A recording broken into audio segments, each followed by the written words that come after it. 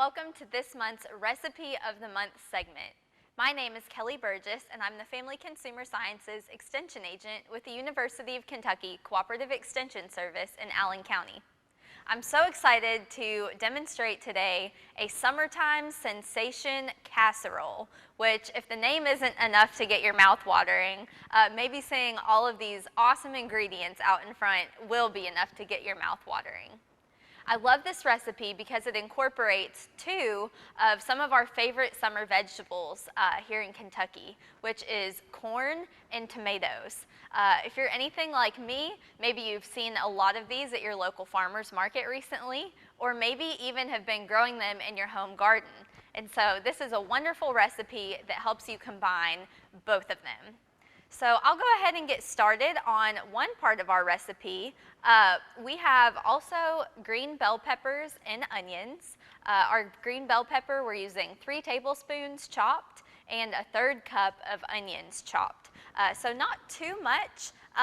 You'll notice those quantities might seem a little bit small. So this recipe it's not a huge recipe. It's not going to feed the army. It makes about 5 servings. So it's the perfect thing to have just for a weeknight dinner or for a small family meal, or something that if you make ahead of time, you can have as a side dish for dinner a couple nights of the week. So our first step is to saute those green bell peppers and onions together in a skillet.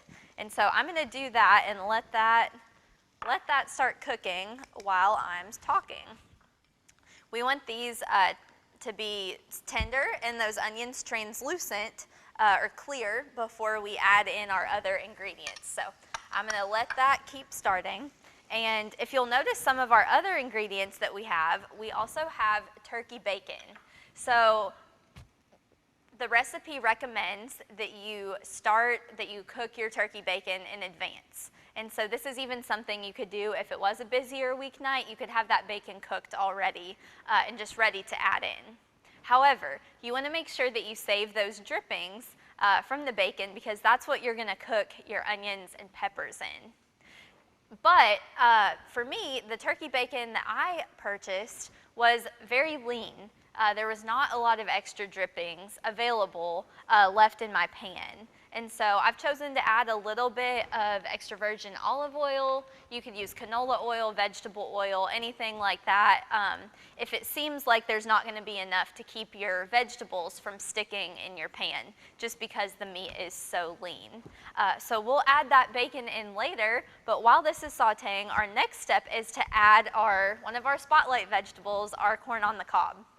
So I'd like to demonstrate an easy way to cut the corn off the cob today. I've already got some of it started, but if you haven't seen this before, we are going to use a chef's knife, which don't be intimidated by the large knife. It actually makes your job in cutting a lot easier and safer when you have a sharp knife that is effective.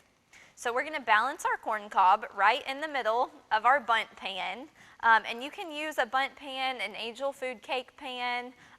This one actually, with the designs and the shapes, makes it a little bit harder to scrape the corn out when you're done and you need to add it to the pan. So if you have a smooth side one, that might make life even a little bit easier. So this corn is not cooked yet. All I've done is shuck the corn. And so we're simply going to run our knife down along each side of our corn cob. Now you're bound to get a couple renegade pieces of corn that want to escape your pan. That's okay. It will still definitely decrease the amount of mess in your kitchen by using this pan to help you corral all of the corn that you've cut off. It's a great way to collect it and an easy way to get it ready to eat. So the next step after you've cut that off is we can go down with the wrong side of the knife, or not the sharp side, and get that extra corn off the cob. So this way we make sure that we use all of the kernel. We're not going to waste anything here, and you really maximize your corn. As you'll notice, you might be able to see that it's giving off kind of a milky white color as I cut it off. And that's the sign that the kernels are ripe and ready to eat. And so You want to see that milky white color when you cut one of the kernels, or in this case, as you're cutting it off the cob. So we have this almost ready, and I'm just going to get those last few off. One corn cob is going to give you about 1/2 cup of corn off the cob, and that serving of corn has 90 calories, 2 grams of fiber, and only 1 gram of fat. So it's a really healthy vegetable. Don't let the sugars or the starch in corn scare you. It is still very nutritious. It has lots of B vitamins to offer and is a great vegetable to add in. So as you can see, the corn has been collected in this pan. And now that my onions and peppers have started to cook up, I'm going to go ahead and add this corn to our saute pan. And the recipe calls for 4 ears of corn, so I have already cut and prepared 3. So this was just my final one for you. And we are going to add this in. And so the saute process is what is going to cook your corn. And then we'll end up putting this in the oven later on as well. So as I said, don't be afraid that the corn is not cooked yet when you cut it off the cob. It will have plenty of time to cook throughout the rest of the process. All right, I've gotten most of it out of our pan here, and I'll go ahead and add in the rest that I've already cut off to our saute pan.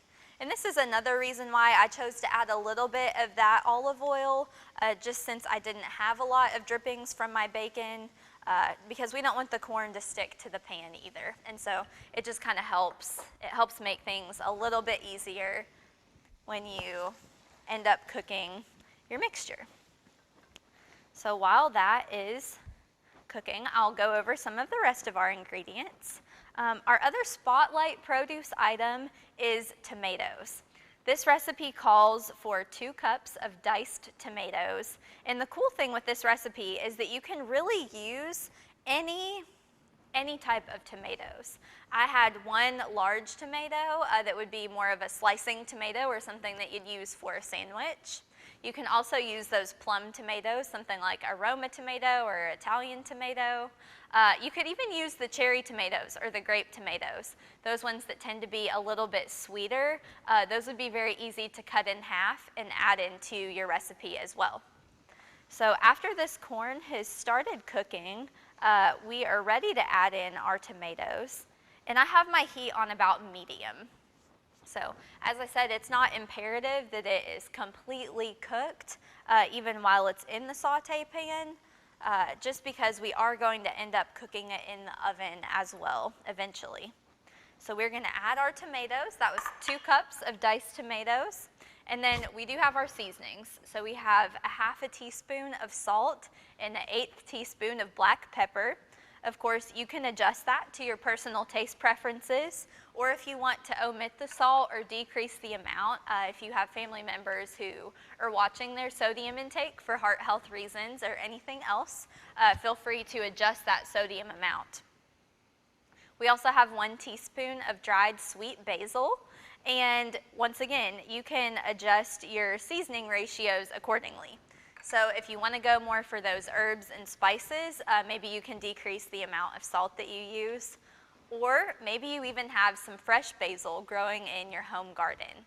And that would be a great way to use it in this recipe as well. Do want to remember that if you choose to use fresh herbs, we will want to triple the amount that the recipe calls for in dried. So if it called for 1 teaspoon of dried herbs, you would want to add 1 tablespoon of fresh basil to our recipe. So we are going to let this saute for just a few minutes, just to kind of get those flavors mixed together really well. And while that is cooking, let's just talk a little bit more about the different varieties of corn. So you might be able to see that this looks like kind of a mixed color medley of corn.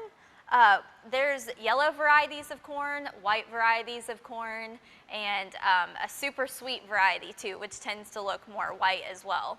And those super sweet varieties, are what a lot of people love to grow in their home gardens. And we want to remember that those are actually best if you have too much corn and you need to preserve some for use later on. We want to freeze those as opposed to canning. The starch and the sugar in that sweet corn is actually so sweet that it's going to caramelize or turn brown if you try and can that corn. And so we would recommend blanching and freezing that corn to pull out for later use. And then you can enjoy the summertime sensation casserole any time of the year. It's also perfectly okay to use frozen corn in this recipe as well. So keep that in mind. There's really lots of options, even if you don't have fresh corn on the cob. One of my last steps is going to be to add in our turkey bacon. This is 4 strips that I've diced or just torn up. That's something easy that you can get kids to help you with in the kitchen, is tearing up or chopping up that bacon with even something like a butter knife. So we'll just let that saute for about 1 more minute. And with your tomatoes, one more note on those, a lot of people try and ripen their tomatoes in the sun, maybe in a windowsill or something like that. And that's actually not the best way to ripen our tomatoes. We do want them in a warm environment, so something above 55 degrees, but we want them to be out of direct sunlight. However, we don't want to put them in the refrigerator until they're ripe. Putting them in the refrigerator before the ripening process is complete will actually distort their flavor a little bit. So to get that best tomato flavor, we want to let them out maybe on a countertop at that room temperature, and that will help them ripen up just perfectly. All right, well, this is smelling great. I wish that you could smell it through your screen. So I'm going to turn my burner off, and I'm going to go ahead and add this to my greased baking dish. So as you can see, this is kind of a smaller baking dish. The amount that I've been making is actually half of our recipe. So it is an easy recipe to cut in half. So just keep in mind what kind of baking dish you would want. If you use one that's too large, it'll end up being a little bit shallow. And so just think about a casserole, about the depth that you would want it to be. So choose the right size baking dish, about a 1-quart baking dish that would accommodate your recipe. I like to flatten it out a little bit on the top like that. And then of course, what's a casserole without cheese? We have some mild cheddar cheese that we're going to add on top just to sprinkle over. And you can also use sharp cheddar. It's really up to your personal preferences. One note is that if you do choose to use a sharper cheese, you might be able to decrease the amount, because that flavor content of the smaller amount would be the same as a larger amount of a mild cheddar, if that's something you enjoy. So at this point, all we have left to do is to pop this in the oven on 350 degrees for 30 minutes, and you have a wonderful summertime sensation casserole ready to add to any of your favorite summer meals. And so to get this recipe, we have several ways that you can receive this recipe. You can contact Barry Hyatt at barry.hyatt@nctc.com or find it on nctc.com on their website. You can also find it at plateitup.ca.uky.edu or find us on Facebook at Plate It Up Kentucky Proud. We can't wait to see you try out the Summertime Sensation Casserole. We know it'll be something that you really enjoy. Thanks so much, and we'll see you again next time.